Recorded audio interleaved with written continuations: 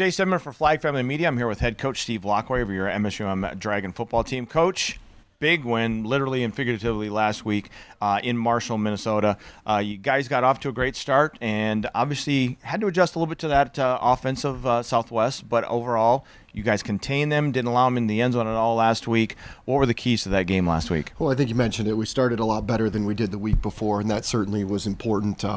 You watched the first drive when Jack was making some throws, and you're watching it thinking, wow, this is pretty easy. But when you go back and look, it was not easy. They played. There were some tight windows. He made some great throws. The receivers didn't have a ton of space that they got open to, but it got us into a rhythm, got us some points. Defense did a great job getting stops.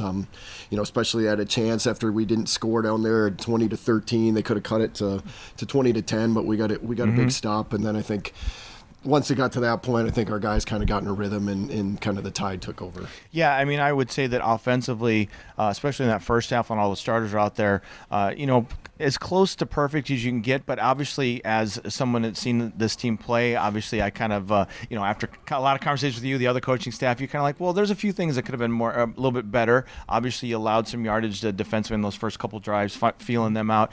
Jack had a couple drives when they had the 2 interceptions, but it seemed like, obviously, as always, he shakes those off, gets back out there. He's got the goldfish mentality, just forgets about that last play, gets ready to go to that next play. So when they were doing stuff, he had a couple missteps.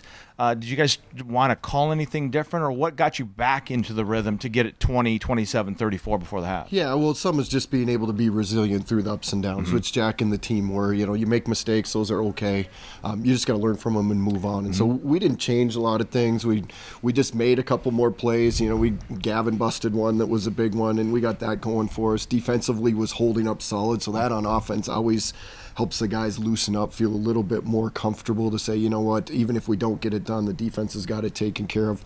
We definitely got to get better in the red zone. There were some things in the red zone that I thought we could improve upon and be able to do that. And I think defensively, we had some guys that, didn't get the throws made against them, but we had some guys running more open than we would probably liked at times early. But once we settled into it, I was proud of how the guys played, and then glad that we got a lot of guys into the game, a lot of game experience for some young up-and-comers that are going to be really good football players for us. You got a backup quarterback in the second half. You had some more reps for some of those wide receivers that don't get a lot of reps out there.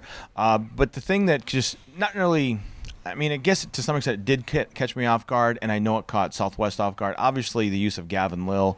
You ran him on a route. I don't think they were expecting the tight end position to go out for a pass, let alone be that wide open. And then, obviously, the other touchdown to Gavin Lill was a perfectly run rub route there. So it was getting Gavin involved in the passing game. Was that an intentional thing, or was that just something that just kind of happened based on what the play call was? Well, as you could see, he's a really fast football player. He got that one, and he ran away from the DBs, and so definitely you want to get him involved in the passing game, but he's a strong physical blocker, and so we wanted to get some things going in the run game.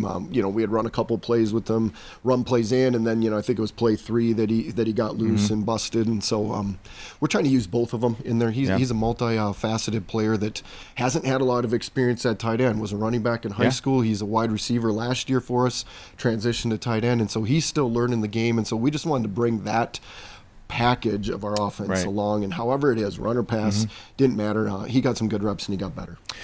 When it comes to game planning as we go along, when you start off a season against a non-conference opponent, then you finally open up conference play like you did this season, do you hold anything a little bit closer to the vest and kind of wait for the right time to call it, or is it doesn't matter? They got a game plan for us anyway. Yeah, we just kind of do what we do, and every week's, a different week, but it's the same week in the sense you have to have an identity. You have to know who you are. Here's where we're going to live. Here's some maybe wrinkles we're going to show out of different things, some wrinkles of the same things but presented differently. And so I think that's our job as coaches, to make sure it's staying creative, it's staying fresh, but at the end of the day, we're not losing sight of who we are.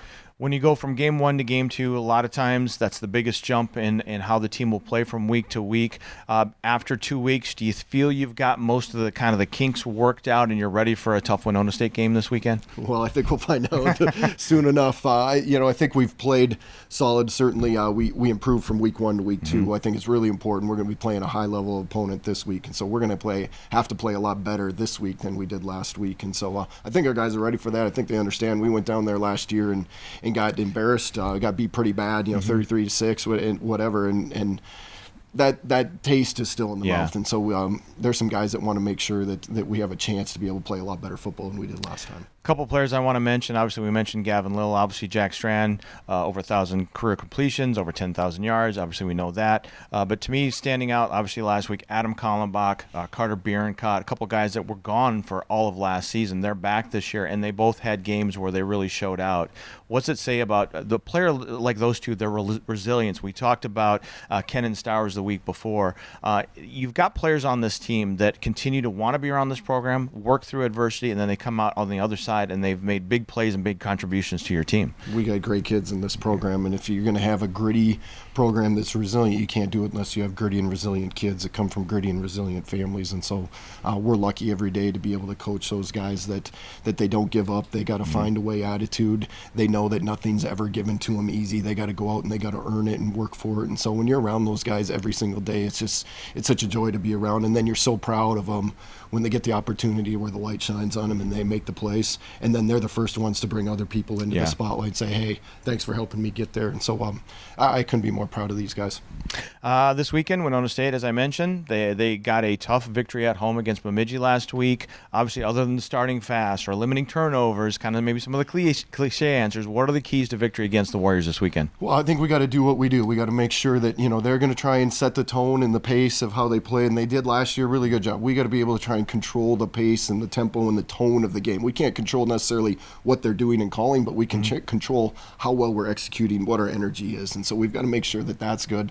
Special teams got to be a winning edge. There's your cliche for the deal that as far as that goes.